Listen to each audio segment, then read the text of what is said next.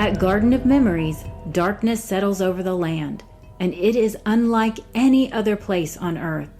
Long-standing trees loom overhead, their limbed canopies weaving a quiet enclosure that softly dims the light.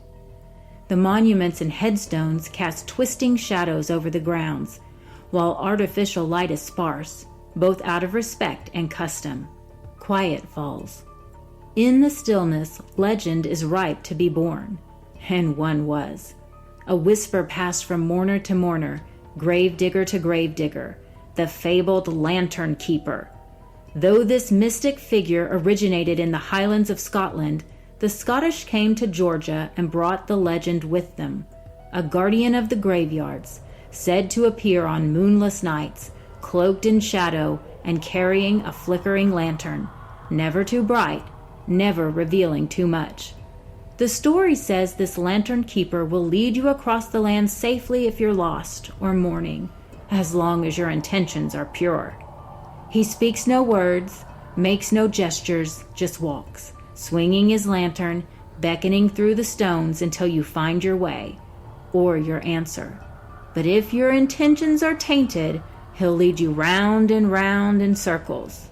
At first. In the end, he'll take you straight to a freshly dug grave. And it's yours.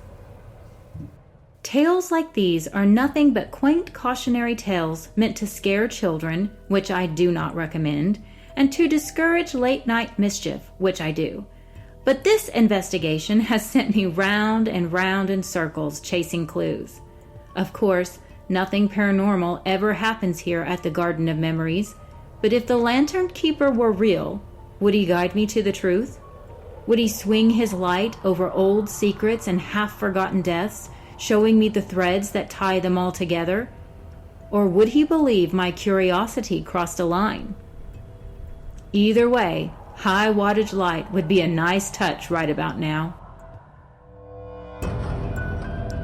Welcome back to Gravely Curious, where the scandals are older than the gravestones and harder to bury than bodies. I'm Jane Ladling, cemetery caretaker, amateur sleuth, and founding member of Team Truth. Because let's be real, some skeletons need to come out of their closets, by choice or by force. Before we dig into today's dirt, pun absolutely intended, let's do a quick recap. Last episode, we dipped our freshly painted toes into the murky waters of Cerulean Hills city renovations, questionable funds, a bakery that got suspiciously successful overnight, and a surprising number of folks who suddenly struck gold. We barely nicked the surface, and what's underneath is juicy. Today we're plunging deeper, straight into the last time Chester Lloyd was seen alive. Spoiler! It was at the beloved Cerulean Hills Fall Festival. You know the one. Craft booths, junior high principal dunk take, the high school band's enthusiastic rendition of Cerulean Hills High fight song, Raise the Gold. And in recent years, thanks to yours truly, the cemetery-themed live-action whodunit at the Garden of Memories. Except that particular event was abruptly canceled. Why? A body was discovered mid-mystery. The third one I found, actually. What can I say? The Garden of Memories is lively like that. Back to Chester. Pre-dead, obviously. According to local newspaper and a roll of very telling film, Chester made his usual rounds at the festival, charming the senior ladies at the quilting table, judging the pumpkin carving contest like he was at the Westminster Dog Show, and inspecting baked goods with the intensity of a man whose life depended on his next dessert. We already know his final snack was cherry pie, courtesy of Dottie Witherspoon. Yes, that Dottie.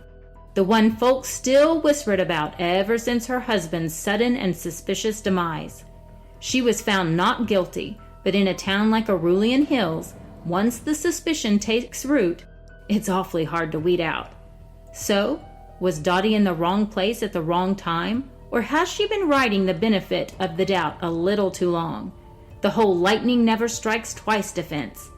Let's not rush to conclusions. We're following the money first, right after this. Elizabeth L. Darcy came to Scotland for a relaxing vacation. Rolling hills, ancient castles, maybe a chance meeting with a charming man in a kilt. What she didn't expect, waking up in someone else's body, married to a broody, smoldering billionaire who just happens to be a berserker king? Welcome to his world, where elite empires are run in daylight and supernatural wars rage after dark. And Elle? She's now the bride chosen by fate for a ruthless warrior she barely knows, a man who despises her. Or does he? She's determined to return to her normal life. He's determined to keep the wife destiny gave him. One of them will surrender. Probably. Get swept away in a story of mistaken identity, magical fates, and a love that might just break the rules of reality. Grab your passport, this vacation's about to get wild. The Wrong Bride available now, wherever your favorite ebooks or audiobooks are sold.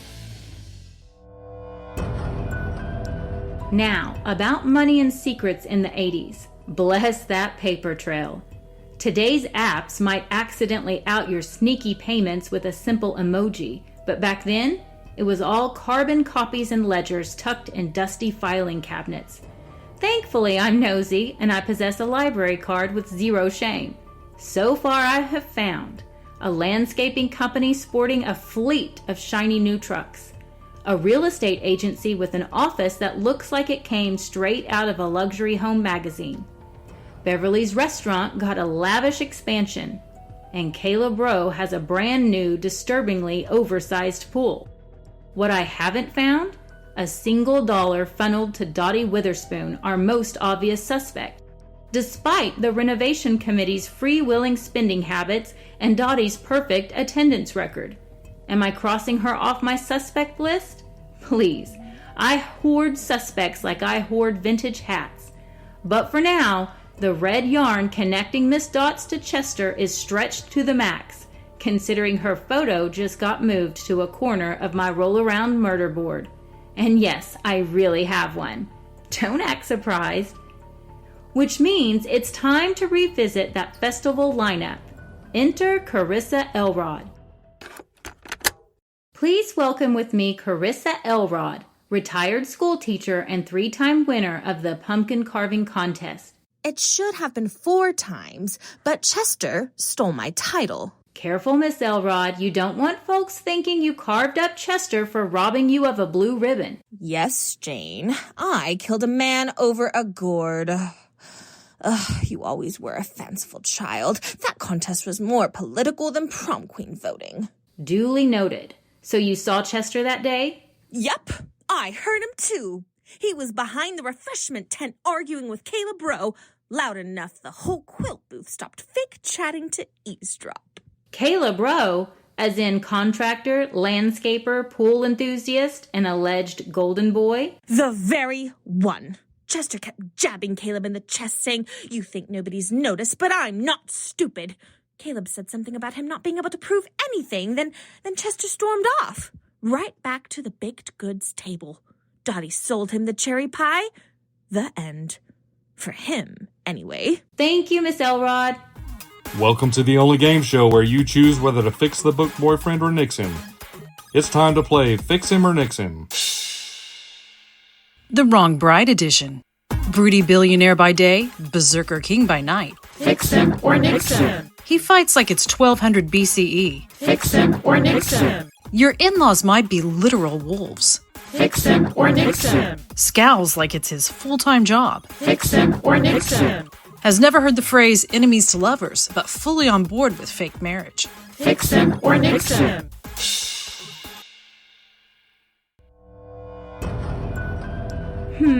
Obviously Caleb didn't have enough time to add poison after the argument, since Chester went straight from it to the pie.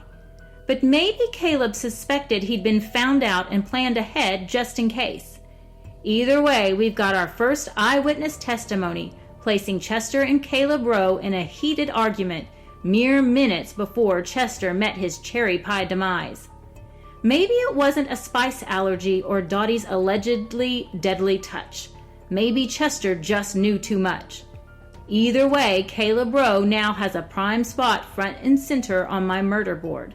I even used the glittery push pin on his name. Next time on Gravely Curious, I'll be donning my hard hat and investigating Caleb's construction contracts, subcontracts, and the very suspicious dimensions of that pool.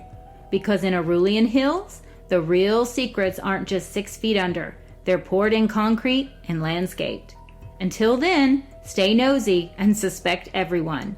And if you see a light in the cemetery on a moonless night, think twice before you follow. The Jane Ladling Mystery Series was created with too little sleep and too much caffeine and is 100% fictional. If one of your friends thinks they're in their story, they're not. All rights reserved by Author Talk Media, LLC. Created by Gena, Showalter, and Jill Monroe. You can find Jane's book adventures in ebook, print, and audio. Patreon members get episodes early and without ads.